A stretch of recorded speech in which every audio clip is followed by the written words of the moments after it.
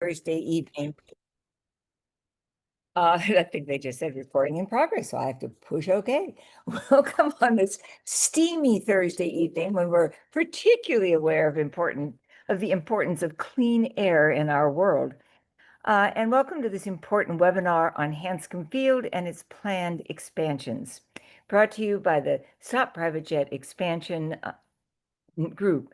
My name is Diane Proctor, and I serve on the steering committee of SPJE. And will serve as the moderator this evening. Next slide, please. Our organization has been growing impressively since May of 2023, as it has morphed from a very local organization to a nationwide movement. Over 14,000 supporters have signed petitions that have been sent to various governmental personnel, and we look forward to 1,000 more supporters or more joining our efforts. Count yourself among them, please.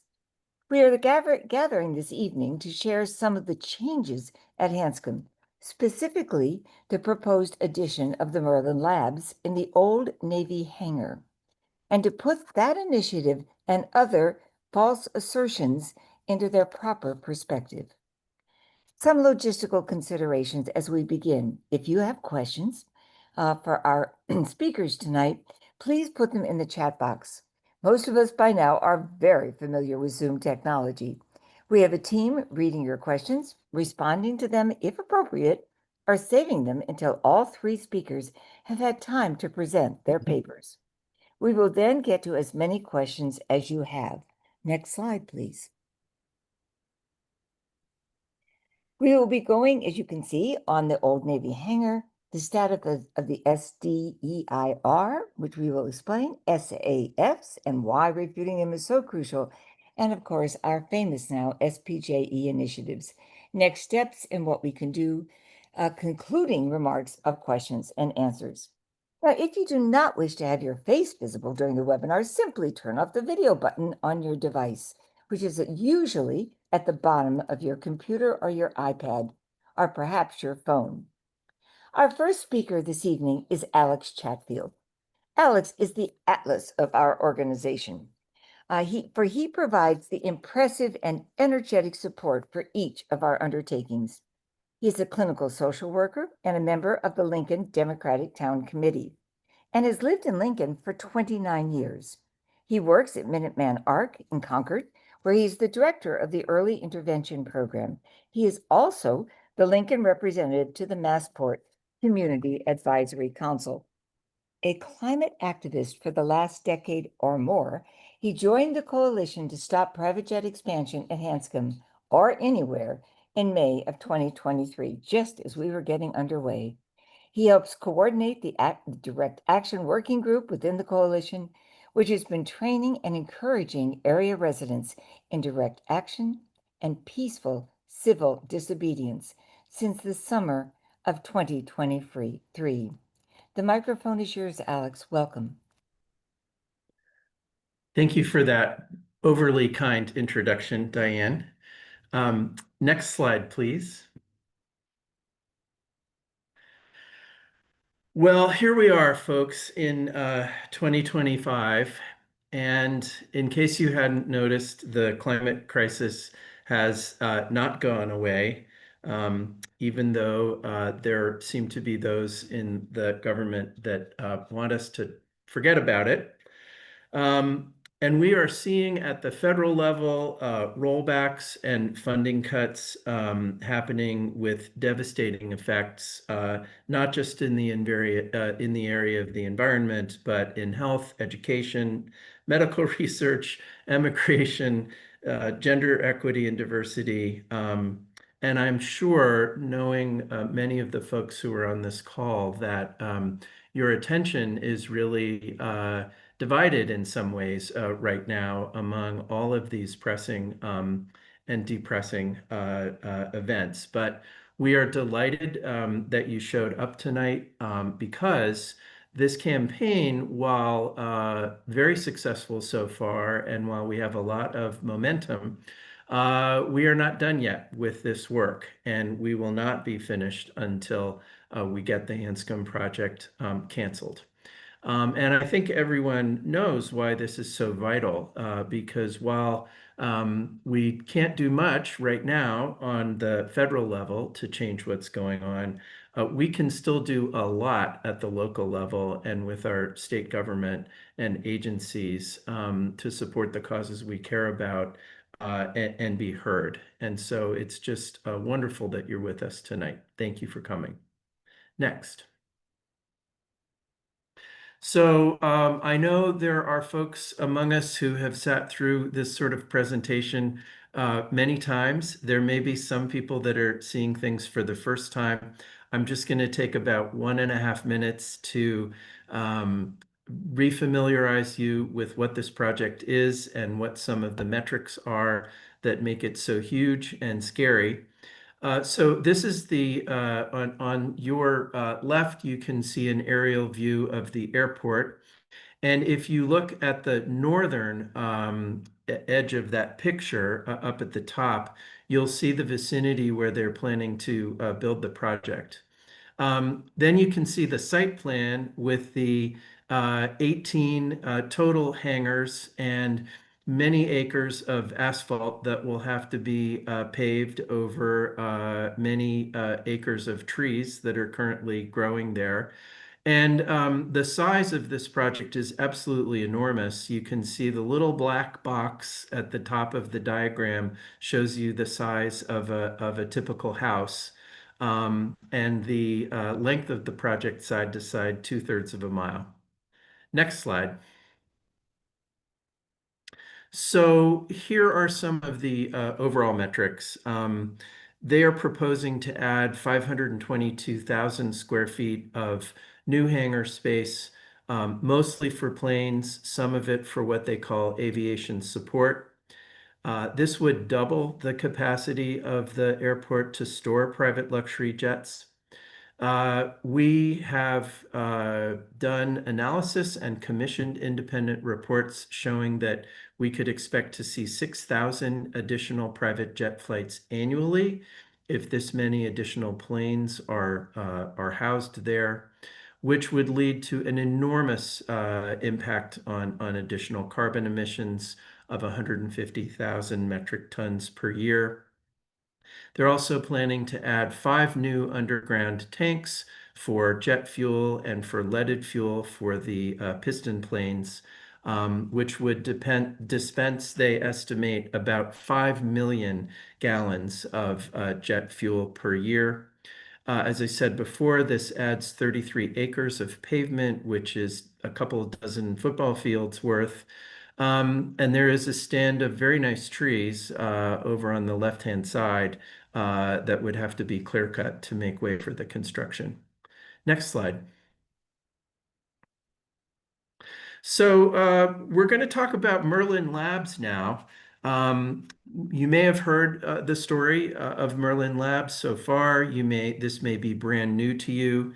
We first learned about Merlin Labs, which is a high-tech autonomous aviation navigation company, which does business in several countries around the world, including the US and New Zealand. We heard about this in an article that was published by John Chesto of the Boston Globe on April 30th of this year. And I do commend that story if you want to really dig into the details. Interestingly, shortly after that, one of our elected officials appeared on the Jim and Marjorie program and made some statements that we found somewhat confusing. Um, they were talking about how this was going to restart the MIPA process for the Hanscom project, that it was going to provide a bunch of jobs. And even more remarkable, it was asserted that Merlin Labs was working on decarbonizing aviation.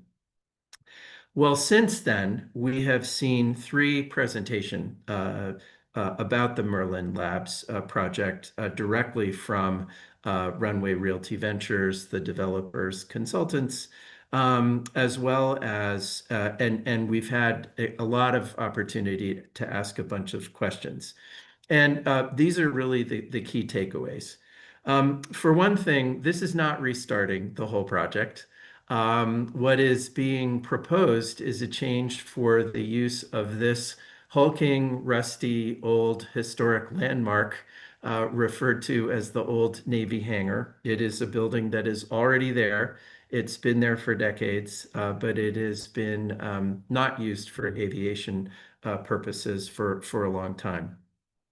It was always going to be part of this project. But what they've done is identified a tenant who is going to use it for a different purpose than merely storing private luxury jets. The developers have filed a proposed change to the use of this building only. The remaining 17 new hangars that they propose to build are still going to be built if they get their way. So this is a very limited change. It's 1 out of 18 total. And I guess you could say that it's a slight improvement to the use of this building because they have only identified two relatively small jets, turboprop jets, Cessnas, that they're going to use for their AI test flights. So what the company is trying to do is to create the equivalent of self-driving cars, but for cargo planes. And they have been experimenting with this in other places, including New Zealand. When they begin doing their test flights, they're going to have an AI system which is guiding the plane, and they're going to have a human pilot who will be on the plane to reach in and take over if something goes wrong. This has nothing to do with decarbonizing aviation. I guess you could say it's more to do with kicking pilots out of their jobs and replacing them with computers. Um, okay, next slide.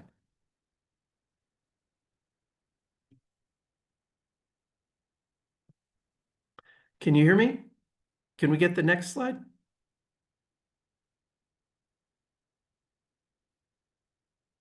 I can't do it, Alex, but I'd love to. So, Okay, Laura's working on it. Looks like she's just having a little technical difficulty. okay, thank no you. worries.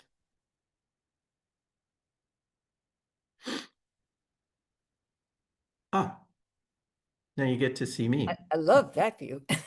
Hello, Alex. For those of you who have just joined us or joined a bit late, if you have questions, please put them in the chat box. We have some wonderful questions already. And a reminder from Terry Ackerman about the importance of the Hanscom Field Advisory Commission on the third Tuesday of each month by Zoom. So watch that chat box, and here we go.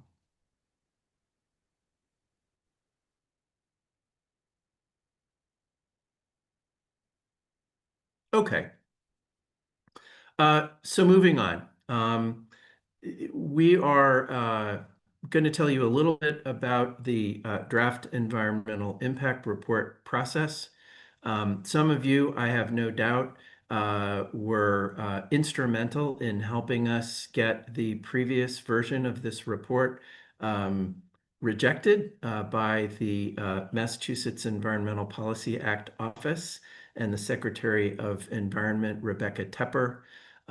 We went through a big and successful process last summer when the first such report was released. And our organization and your organizations generated more than 1,500 public comments, which was an extraordinary show of force. And virtually all of them were in opposition to the project. And I'm mentioning this now because the numbers really matter. Secretary Tepper, in her certificate, which was her analysis of the draft environmental impact report and her rejection of it, specifically cited the public comments as well as the, at that time, 13,500 signatures. So in issuing the certificate, she sent the developers really back to the drawing board and insisted that they needed to answer many more questions and provide much more analysis. And that is what they have been working on essentially for the past year. And they are now saying in their public presentations that they expect to turn in the supplementary draft environmental impact report in the late summer or early fall. So we need you to be on call when that occurs, because we will replicate that same effort by reaching out and making it very easy for you to generate important and intelligent and succinct comments that you can send in to the MIPA office. Next slide. You may recall, if you were around the last time, that we were able to reject and refute many of the claims, the spurious claims that the developers were making, such as that this massive expansion of facilities was going to be a net zero project. We pointed out that they weren't talking about what comes out of the jets. They were only talking about building the buildings a little better and putting solar panels on the roof. And even that claim that they were going to develop an enormous solar array, we questioned, because it isn't exactly an ironclad promise. They also claimed that this project would reduce the number of empty planes coming and going from Hanscom to pick up and drop off passengers. These are referred to as ferry flights. It's kind of like when you call an Uber and it comes and gets you and there's no other passenger in the car. However, this is really not how the private jet industry operates. They don't want to have a bunch of planes flying around empty. And there's no indication whatsoever that by building more hangars at Hanscom, those ferry flights would be reduced. Finally, they claimed that really there was nothing to see here, that just a few flights a day would result. And since the ferry flights would go down, that the project would not generate any new greenhouse gas emissions. Now, having failed so spectacularly last time around with their report, we trust that they are going to put some more effort into this next one and try to impress the secretary that they are being more truthful. But even if they are truthful, the result is going to be that they're going to have to admit that it is a true carbon bomb and a threat to the climate that will last for a couple of generations. Next slide, please. So we are so fortunate this evening to have an expert with us who is going to give a mini seminar on sustainable aviation fuels. We mention this now because if you ever have the chance to listen to the new director or CEO at Massport, he talks about sustainable fuels a lot. And really, the whole aviation industry is betting its future, at least as far as public perception goes, that sustainable aviation fuels are going to be coming online, and that they're going to come online soon enough to meaningfully reduce emissions from planes. And so I want to turn the presentation now over to Chuck Collins, and he's going to arm you with some actual facts to know about SAFs. Thank you. Thank you, Alex. This is Diane Proctor, and I'm going to introduce Chuck. And Alex, thank you for those that important set of clarifications. Our next speaker is Chuck Collins. Chuck is in many ways a prominent public voice for SPJE. And just remember again, please, to put any questions you have in the chat box, and we will be responding to them if we can right there. And if not, we will have questions and answers after each of our presenters has had a chance to speak. Whether in composing insightful articles for The Nation and other magazines and newspapers, or representing SPJE on the Jim and Marjorie show, go Chuck, he was terrific. Chuck makes complex scientific notions unambiguously clear for all who read or listen. Chuck is the director of the program on inequality at the Institute for Policy Studies, where he co-edits inequality.org. He has researched and written brilliantly about private jets and Hanscom Field and the folly of sustainable aviation fuel. Welcome, Chuck. The microphone is yours. Thank you, Diane. Thank you, Alex. And I would just start off by saying I'm just going to speak briefly about sustainable aviation fuels, but you will find amazing resources at the Stop Private Jet Expansion website, including a webinar we did in January specifically on this topic. The reason I think we want to include it in this is, as Alex said, as part of the supplemental DEIR, we anticipate that they're going to be putting forward arguments about alternative jet fuel, sustainable aviation fuels. And so that green cloud is going to kind of fog this conversation. And it's important for each of us to be able to sort of refute some of this. And I think we're seeing a huge PR campaign at the national level, and now we're hearing it echoed at Massport and among Massport leaders that they're banking on some kind of alternative green fuel alternative that will allow them to unplug fossil fuels and plug in an alternative and keep business as usual flying, private jets and the like. So that's why we think this is an important topic for us to be literate about and be engaged on. And it's important to realize that under President Biden and Democratic leadership generally, they've began to make major investments in so-called sustainable aviation fuels. So the Inflation Reduction Act, which has a lot of good climate mitigation features of it, is also starting to make investments and offer tax credits for creating these alternative fuels. And the current president, Trump, just extended the Biden SAF credits till 2031.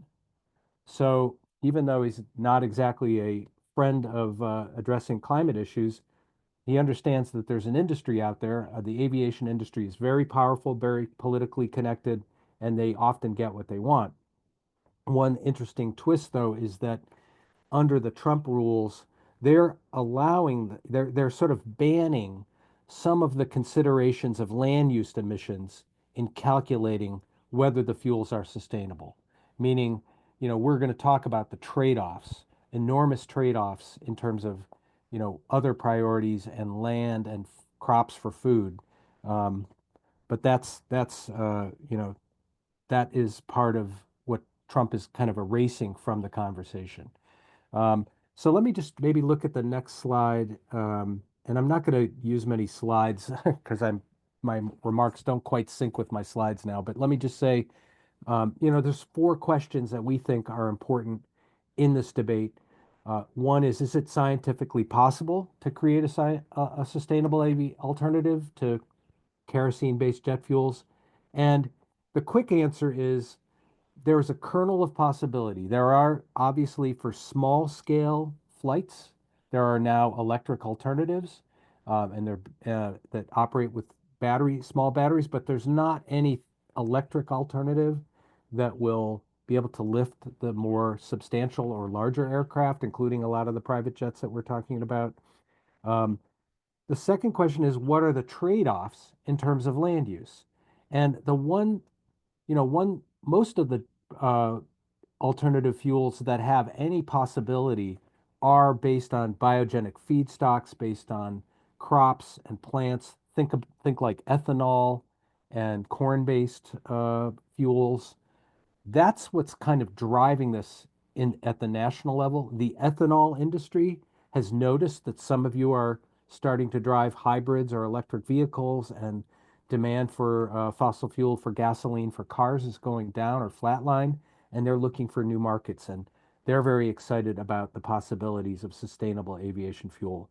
But the basic bottom line is the amount of land that would take, the amount of crops is huge. And one estimate is about 120% of the land currently used in corn would be required to create plant-based fuels, corn-based fuels, to meet the growing demand for aviation fuel.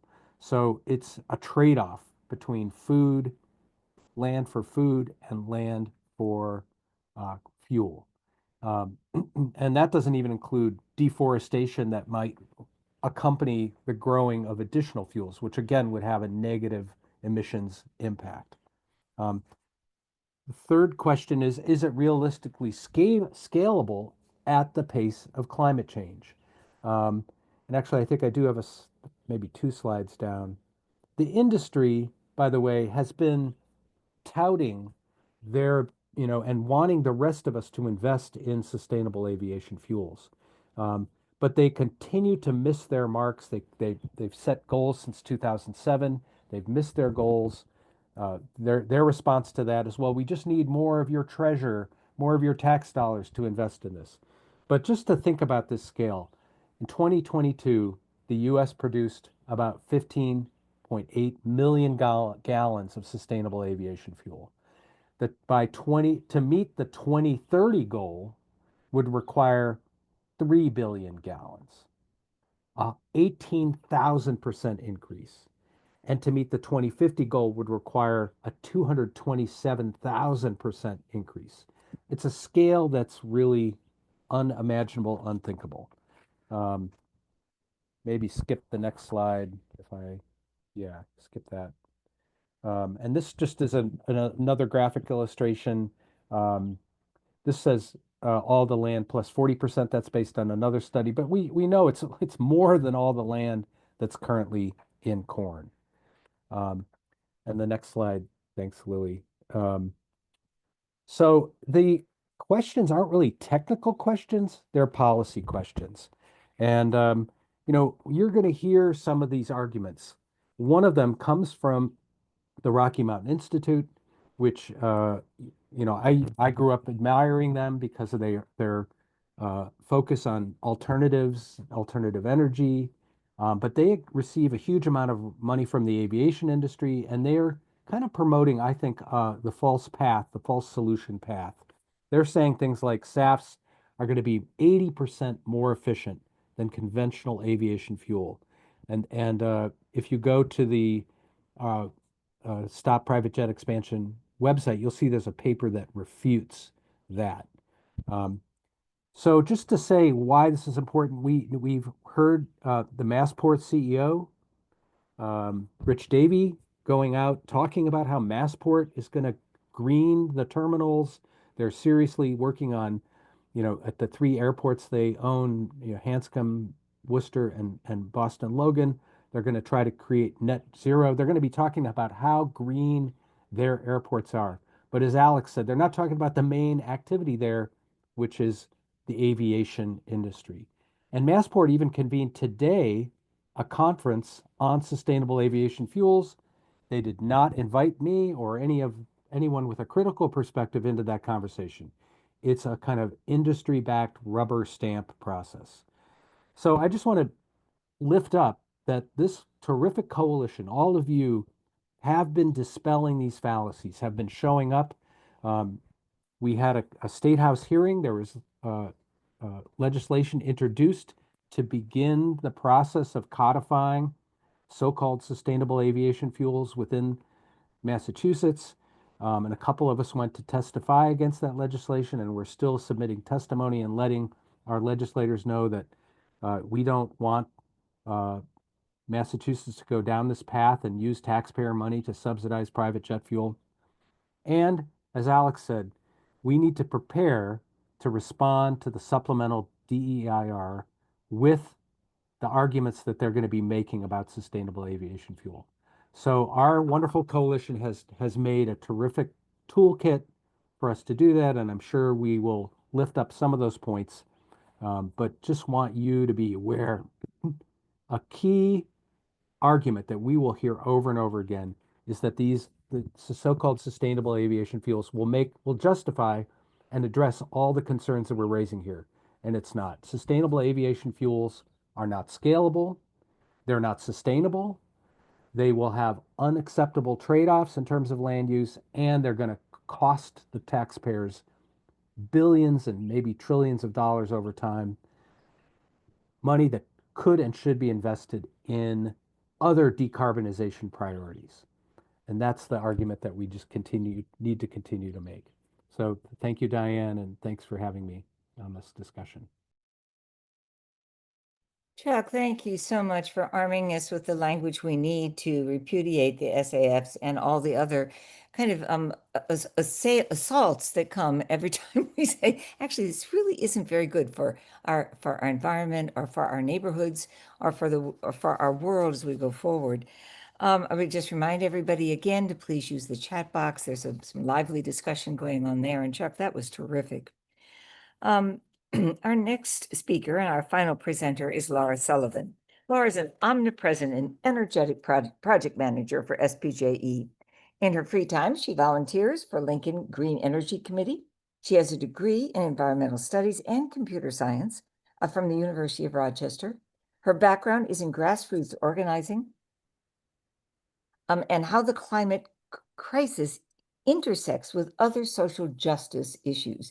Now, that's really important because these are all social justice issues, are they not, Laura? She Absolutely. lives in Lincoln with her pit bull. So, I mean, Dexter is his name. And I just want to, if you think about that, when Laura says something, you just say, yes, ma'am. She has a pit bull who enjoys attending rallies with her when the weather's nice. Laura, welcome and take it away.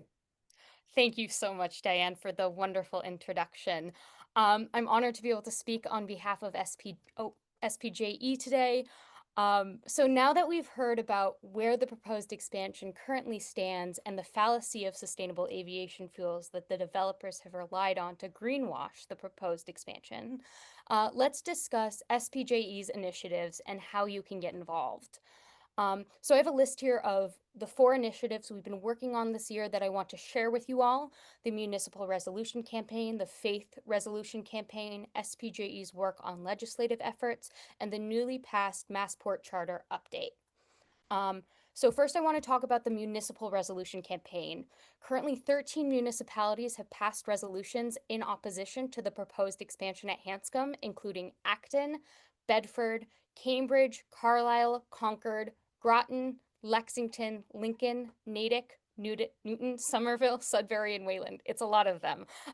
It's imperative that Governor Healy hear opposition to the proposed Hanscom expansion from municipalities across the state, so that we can show her this isn't just a local fight, it's a statewide one.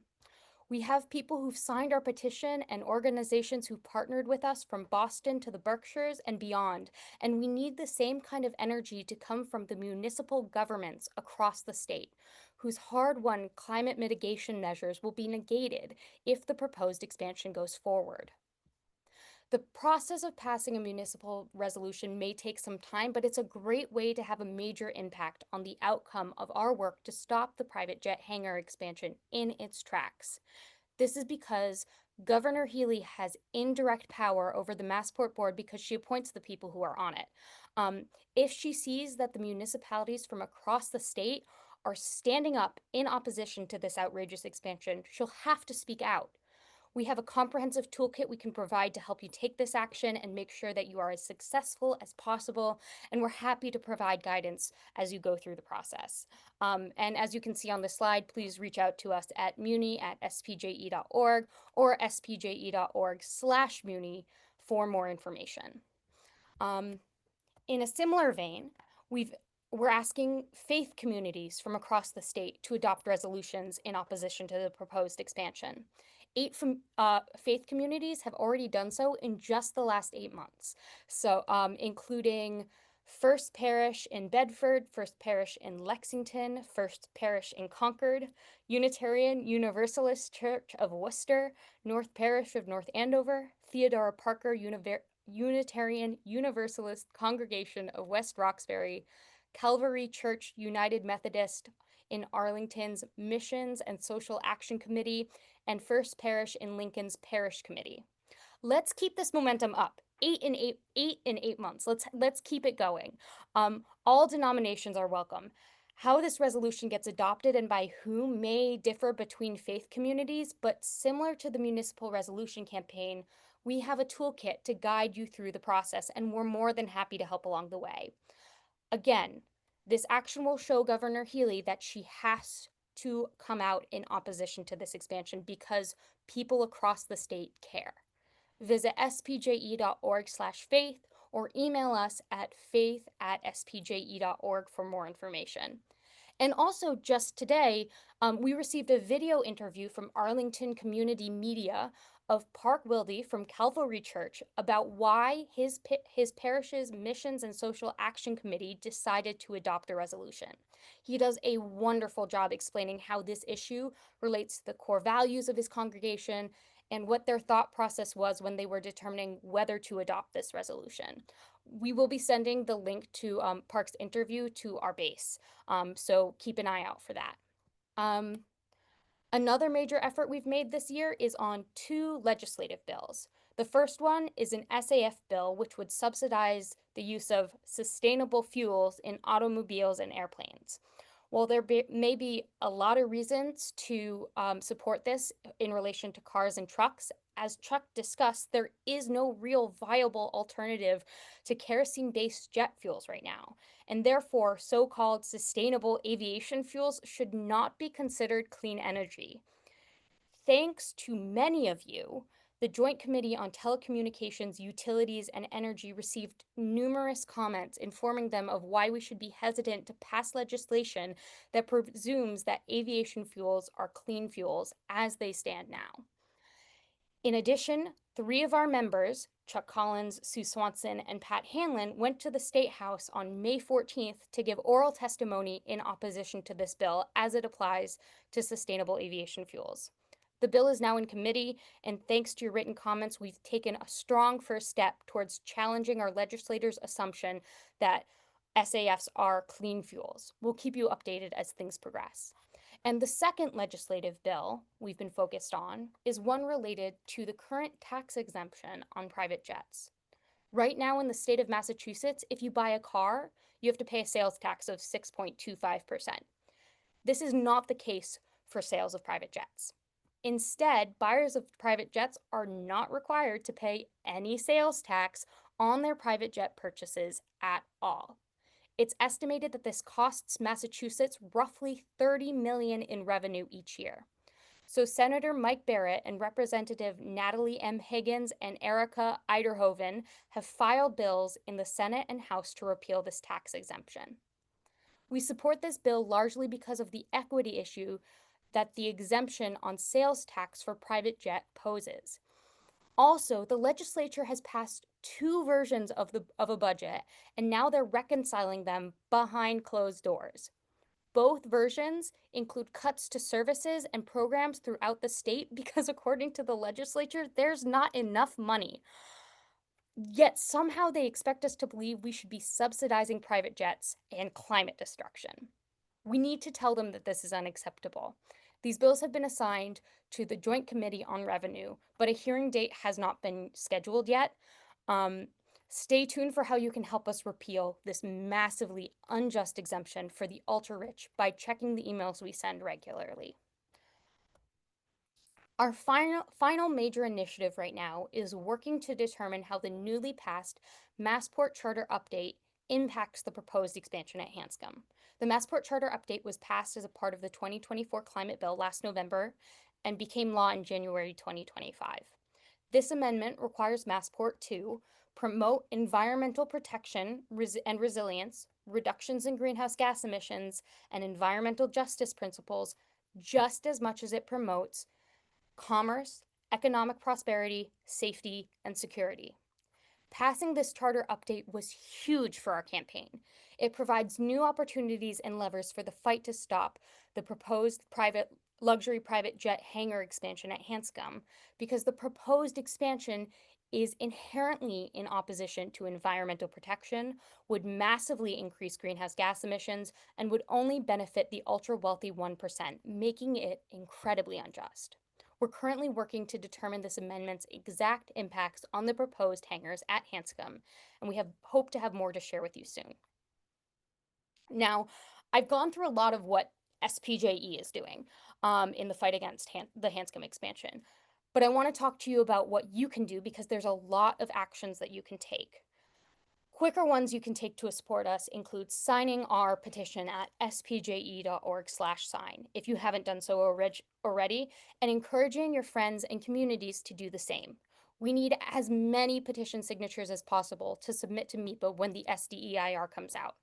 For the DEIR, we submitted our petition with 13,500 signatures, as Alex said earlier, which greatly impressed Secretary Tepper. And this time for the SDEIR, we want to submit at least 15,000. Also, signing our petition allows you to get our updates, which often include actions you can take. So make sure once you sign, you keep reading our emails.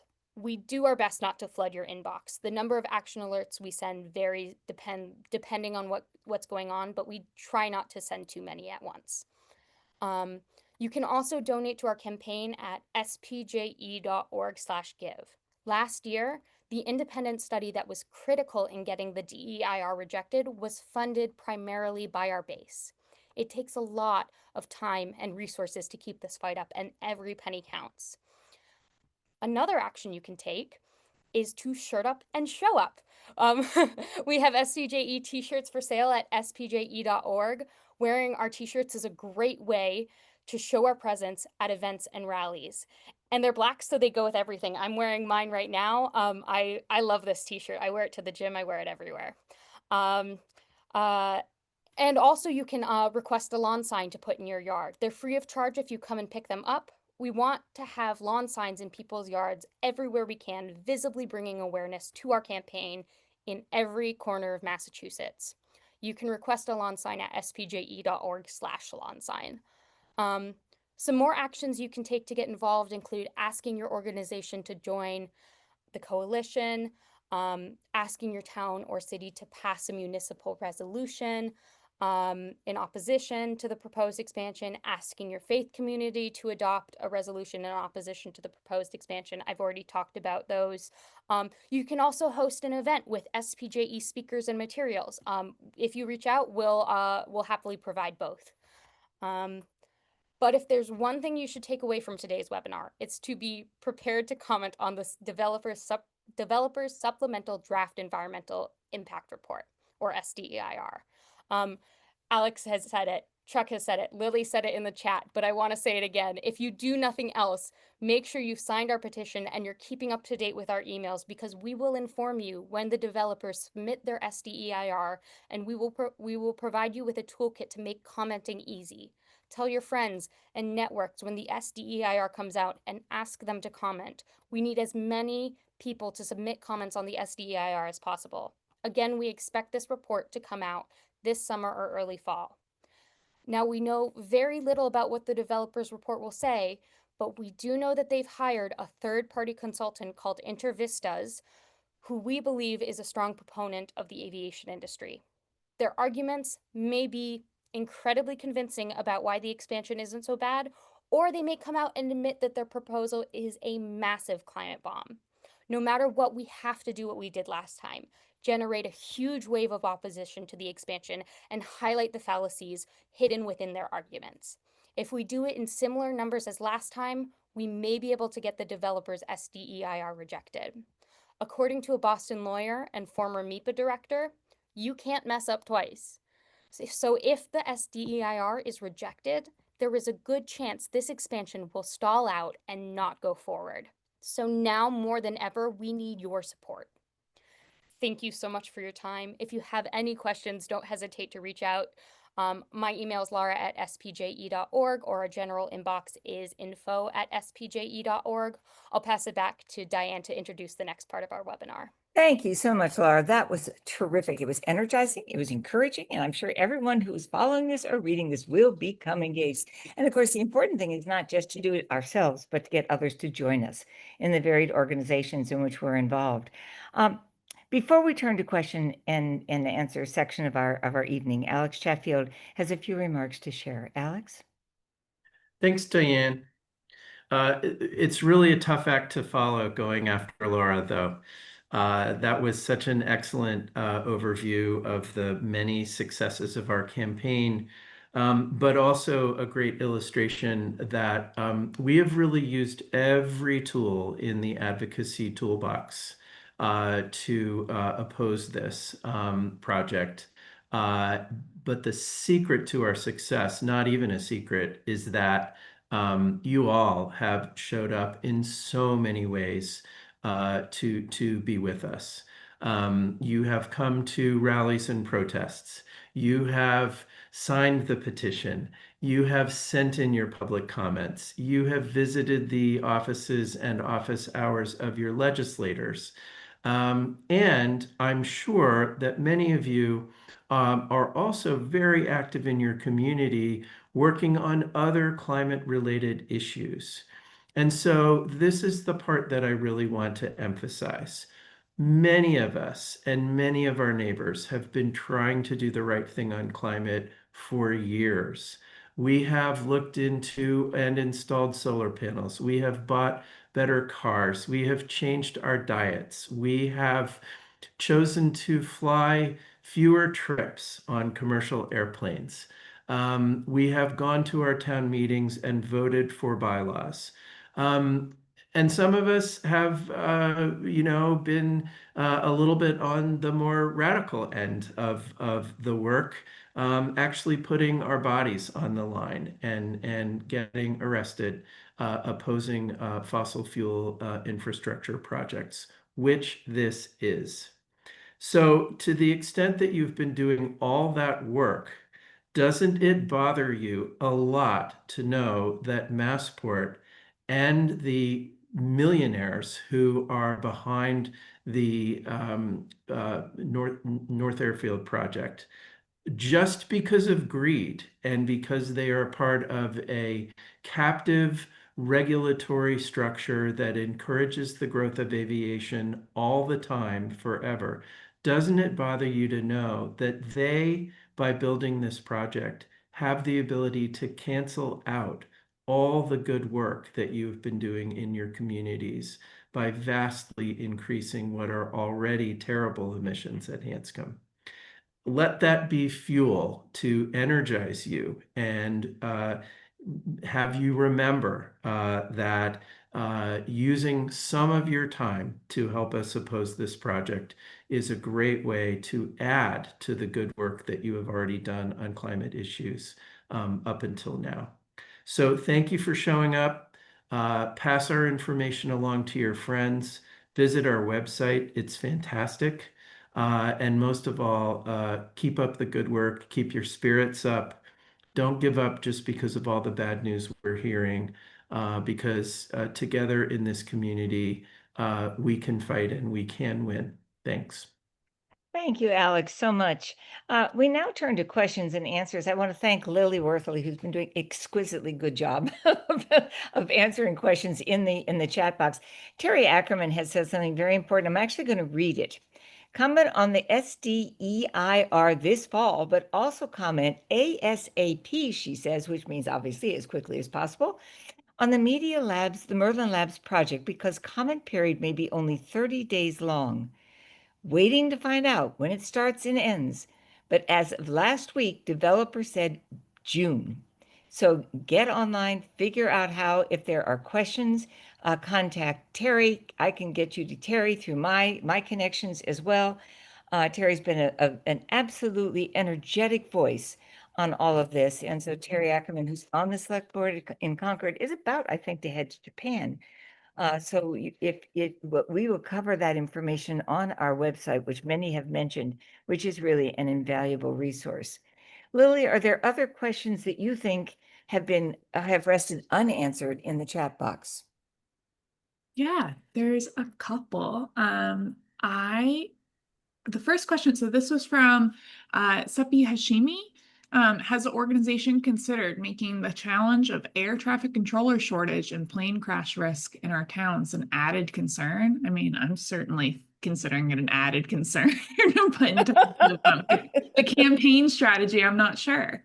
I'm going to go ahead and spotlight the panelists while figure out who wants to answer that. Which one of you wants to take that on? Does any one of you? Laura, go ahead. I guess I will. We haven't really looked into the safety part of all of it. but it's something I've heard a few times, and I think we'll consider looking into more, especially as the air traffic controller situation gets worse. It's a genuine concern that adding 6,000 new flights to Hanscom each year will put a huge strain on an already strained industry. Yeah. Thank you. Okay, next questions. These are both related to the Merlin Lab slash Old Navy Hangar. So the first part is, they're both from Molly Haskell. First part is, has anyone determined if this is the same outfit that caused so much consternation in New York and New Jersey last year with large nighttime mega-sized drone activity? And then the add-on is whether the Old Navy hangar is packed with asbestos. Do we have any info to the contrary, or is it an asbestos bomb? Speaking. Um, Can anyone answer that? Laura, go ahead. Yeah, I haven't heard about the asbestos personally, but I have seen pictures of the place, and what I will say is it wouldn't surprise me. Um, as to the question about New York and New Jersey, I honestly I don't know anything about that. Molly, if you want to give us more information about what's going on there, you know how to reach me. I would love to look into that. Okay. Thank you. Lily, anyone else? Anything else? Yeah. Okay. So one from Mary Raven. So once this expansion is defeated in mass, what are the chances that they will just take this expansion up to Manchester, New Hampshire Regional Airport, where the Republican governor will let it happen? Alex, go ahead. Thank you. There are airports all around the country that are under tremendous development pressure by this industry. But Hanscom is unique in some ways because of its location, because of the fact that it is the largest general aviation airport in New England, and because it is so close to the technology industries around Massachusetts. And so it is, of course, possible that they would seek to expand somewhere else. But if this becomes a campaign, I should say, when it becomes the campaign that succeeds in stopping a private jet expansion explicitly because of concerns about climate impacts, that will truly set a precedent around the country, and it will embolden other activists to follow our lead and to rise up and oppose it wherever it tries to grow. And I'm not setting aside the politics or making it sound easy, but this is the opportunity we have here, is to set that precedent. And I think we serve as an inspiration because I have every confidence in the world we're going to stop this. But it would set it gives it's we serve as an inspiration for other organizations trying to undertake things. You know, we always stand on the shoulders of other people, don't we, who have taken initiatives and done them successfully, given us the language, and the organizational acumen to know how to do things. And we are so reliant on that again and again. And we have a question from Luke. How can we at Citizens Climate Lobby Harvard, it's called CCLH, I think that's right, Luke, I think I've seen a lot of comments in here that have been so intelligent from you, best support SPJE with our unique and opportune positions on campus at Harvard throughout the course of this year, and particularly come this fall? Would tabling help, passing out signs and pamphlets, holding info events, etc. be apt? Just getting the conversation going on it. But excited for our partnership. And that's from Luke Atkins Barnett, CCL, Harvard president. If there's still a Harvard, Luke, I'm of course teasing you, and as a Harvard graduate, there will be. But we are sure that what you're doing is important, and we're grateful for your collaboration with us. Connect with us. We will continue to connect with you and find ways where we are tabling. Watch our website so you can see where we're going to be and when we're going to be, and try to find a way to be there. Lily, is there any other question that you think we should be addressing? Yeah, there's been a couple in the chat, and I'm also going to note that Laura just texted me her internet went out, so I'll hop on Okay. just until she gets back. And I want to highlight that for Luke's question. Anyone who wants to host a tabling event, wants to host, one of us will come out and speak. Like, we are happy to spread the word. So just reach out and we can figure out whatever works best for your situation, your community, your level of people power. And just let us know and we're happy to collaborate. We have a bunch of trifolds that we can hand out. We have some lawn signs. We'll help you. So please email info@SPJE. And you can help us. It can be a wonderful collaboration. It Yeah. can be a collaboration, absolutely. From Jean, we have what can be done to delay the 1 month comment period of the Navy Hangar project? The document is over 200 pages. I have a similar concern. Chuck, do you have a response to that? I don't. I'm curious if Alex does. I mean, I think. Yeah. So last time around, the comment period was extended. And not just by a few days. I mean, it was extended for weeks and weeks. And as I recall from talking to or having heard conversations with Mr. Strisky at the MIPA office, it is the proponents who can consent to an extension of the process. I think if nobody asks, then they won't do it. But I think if people do ask, they might.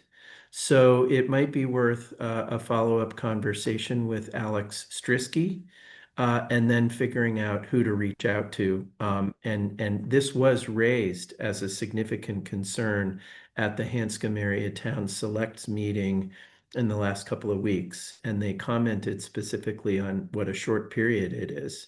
And so I think if some various people kind of pick up the phone and say, "Hey, this isn't right. You're just trying to cram this through," that it could work.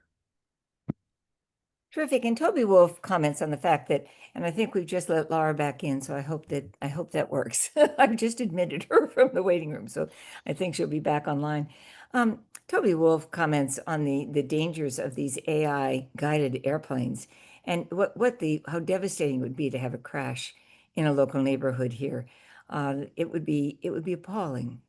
And I was relieved to hear that they're going to have a human being in these flights while they learn. But we know what happened with automatically of cars driven without human beings, and we know the dangers that can accompany that.